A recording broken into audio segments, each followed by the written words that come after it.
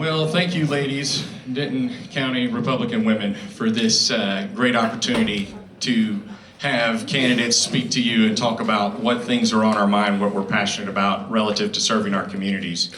I also say thanks for letting CD 26 go last, so those of us can talk about things like taxes. You don't like them, but you need to know what we're talking about relative.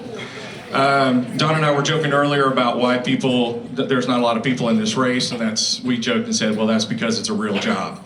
So, my community service. When I came here after serving as a military officer and serving our country for over 25 years, I said, I want to serve my community and my family.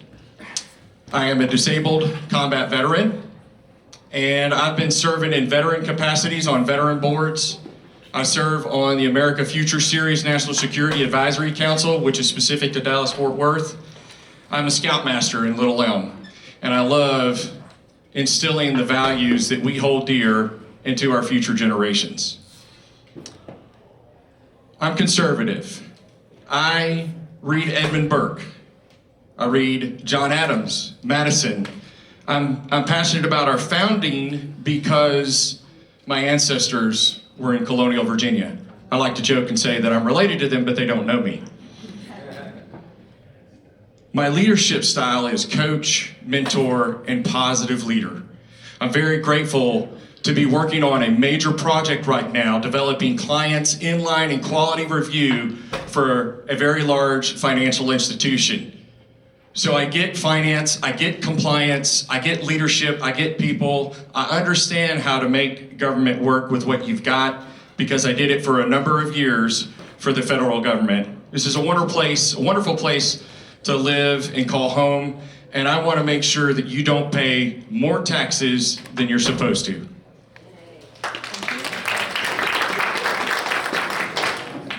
This has nothing to do with anything except my back hurts, so sorry. Well, I've never been so glad that I am running for tax assessor. You got to slide it up. I said I am never so glad that I'm running for tax assessor after watching the first couple of interviews. So I am Dawn Way. I am running for your tax assessor. And I think it's really important that I share with you that I am from one of the 13 original colonies, Rob. And I do applaud you for your service. Thank you so much. I've lived in Texas for 29 years, and everybody says, oh, you got here as fast as you could. I'm a Texan. I believe it. I think I was born Texan, only living in Rhode Island. But 29 years I've been here. I'm qualified for this job because I have a heart for this country. I have a heart for God. And I have a heart for my family, and I have a heart for the public, and I'm a public servant. I'm so sorry, I'm a public servant. And when I think about this position, nobody ever gets up in the morning and says, I want to be a tax assessor, right? I didn't either. However, when I started to really inspect it, read about it, listen to it, I really understood that it takes somebody that has the business acumen, that can work with numbers, that has financial and accounting and auditing, and I am that person. But you'll get to know that in the next couple of questions, I'm sure. Thank you. Actually, for the very next question, you're up first. So if you'll give us your specific qualifications that will make you the best choice to be our next tax assessor collector. Sure thing. I am a Texas licensed broker. I also am a broker in 3 other states. I absolutely love numbers. I have done performers. I have worked for, I work for a company right now where I do lots of performers, but I own my own company, and we actually had employees that were 450 that worked for us, and my heart is just to do what's right. And I can tell you that not only is the accounting part of it, the auditing part of it, but it's also leading people. And that's very important to me, because people deserve to have great customer service, but whether you're inside the office or outside. And I am a natural born leader. And somebody said it earlier. They said, look for your warrior. I'm your warrior.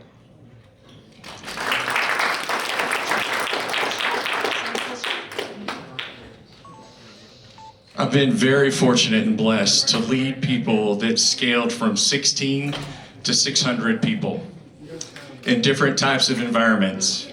Somebody says, how does a soldier get involved in continuous improvement or operations in the business world? I'll tell you that a soldier from day one as a private is improving his or her position.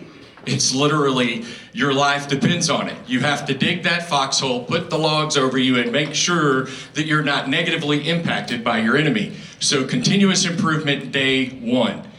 I've been blessed for the multitude of my career to work on huge projects. This office, y'all, is comprised of vehicular registration, property taxes, tax certificates. It has 70 people over 6 different locations, a budget of over $6 million, and $3.5 billion run through that office. You need somebody that understands systems and process. Systems and process make your government work more effectively. I'm your guy to make this work. Thank you. Next question goes to you now, first. I know it's weird, but that's the way we do it. Okay, so the next question is, your office is one of the 5 county officials that hires the elections administrator. Do you believe that Denton County has any election integrity issues? And what would you look for to give voters more confidence in our elections? So, anytime you're involved in any organization, if you've been there for a minute, you're going to go over to a rug and you're going to pick up and you're going to find some dust. If you know how to keep dust from happening to your house, please let me know. Because I've got 3 vacuums and we still have to chase all of it. There's always room for improvement, folks. Okay? But here's what I do well. God gave me a gift of building relationships and working with others. My plan relative to supporting Frank and sometimes the thankless tasks that his team and he do is to support our Commissioner's Court, support Frank, and to offer internal, free reviews of what's going on there. Because you need to know that your county cares about you and that your elections are safe. I would say that our county has done a great job, but there's always room for improvement, and you'll always find me looking for ways we can make it better.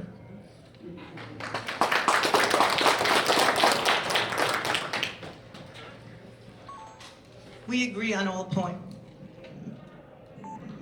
Can you hear me? We agree on all points. The first thing I would do is I would talk to the heads of the departments, of all of the departments, because I want to know where their pain points are. We need to know that. But when it comes to voter integrity, that's one of the most important things for me out of this, what the tax assessor does, is because they are over the voter registration. When you go to the DMV, you are allowed to apply for voting. And I want to make sure that those policies and procedures are in place, as well as clean voter rolls, because we have to restore the confidence to the people for what we're voting for. And right now we don't have that. And I'm not saying there's anything wrong with what's happening in Denton. I was a clerk for an election, and I felt very confident in what I saw. But that's just one office, right? That's just one place. We just have to dig and we have to look, and just to make sure. Thank you. Sorry, I should have had it down by now, right? Me too, but you know. Okay, so this is the question number 3. Many citizens remain concerned about property taxes, even with the relief from the legislature this past session. Outline the 5-step process to fight property taxes in Denton County. 5 steps to how you fight for them, or how I would fight for them? How you fight for property taxes in Denton County. Okay, I'm going to answer that from what my experience is, which is I've spent the last 12 years going to Austin and to DC and fighting for all kinds of reform. Tax reform, insurance reform, different kinds of reform. So I would say that the first for me would be to take it to Austin and find out who we need to talk to make sure that they understand. SB 2 was great, but it did not go far enough. And we need to have more tax reform. We need to have values that are accurate. If we don't have values that are accurate, and the counties have to send the tax rate, it's the tax assessor who's actually calculating, right, the tax bills based on what the appraiser says. So I would start with making sure that our appraisals come in right. And as a tax assessor, you have a seat at the table for that. So thank you.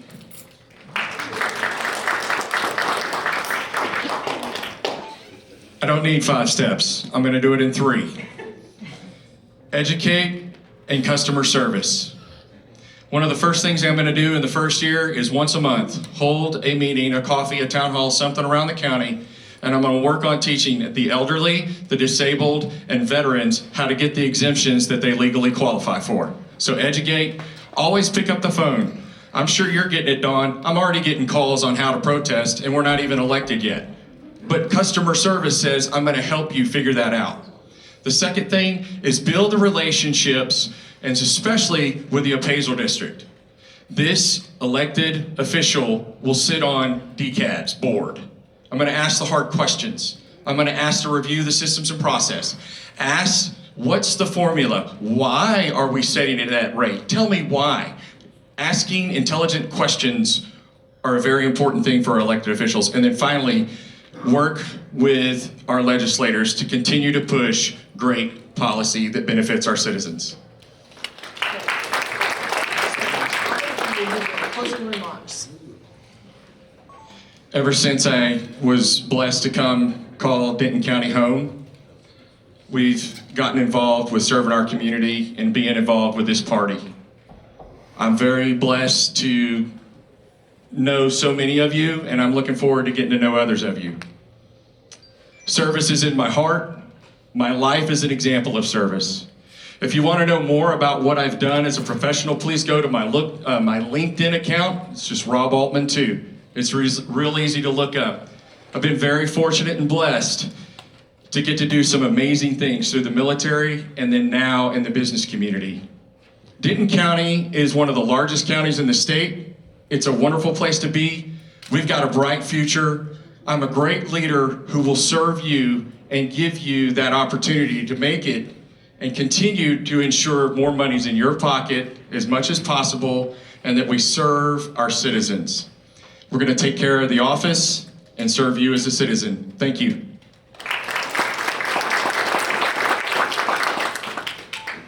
Well, first and foremost, you probably noticed I'm not a politician. I'm not running for this job to have a job. I don't need a job. I could stay in my industry and I could probably make a lot more money. But I feel a call to do this, and I want to do that. I'm not using it as a stepping stone for something else. I really want to be in this job, and I will run as long as the people will have me. That's my heart to do that.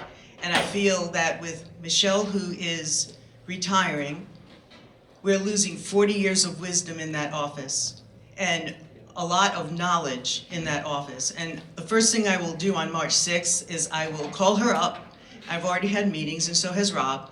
And I will sit at her feet and glean from her exactly what I need to know and go on. And the first year as a tax assessor, you have to get qualified, so you're spending it in school.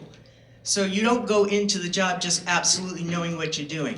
You take your wisdom, your knowledge, and your experience, which I have over 30 plus, and you apply it. Thank you. Both candidates, a round of applause, please. Thank you for being here.